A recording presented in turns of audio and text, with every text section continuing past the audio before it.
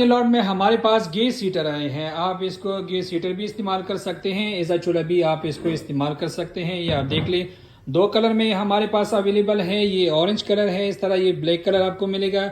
ये automatically on भी होता है, ठीक है। ये आप देख ले, क्वालिटी इसकी बहुत बेहतरीन है। आप यहाँ से कम और ज़्यादा भी कर सकते हैं। जब नीचे करेंगे तो ये कम होगा, इस पर रखेंगे तो ये ज़्यादा होगा। यहाँ पे देख सकते हैं। कैरी करने के लिए इसके साथ ये हैंडल आते हैं। 6000 BTU पर और इसकी हीटिंग कैपेसिटी है। इस तरह की पैकिंग में आती है। पूरे पाकिस्तान में फ्री डिलीवरी के साथ अवेलेबल है, कैश ऑन डिलीवरी है।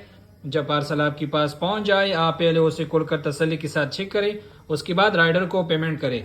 अपना ऑर्डर देने के लिए नीचे शॉप नाउ पर क्लिक करें या हमारे साथ आप व्हाट्सएप पर रब्ता करें।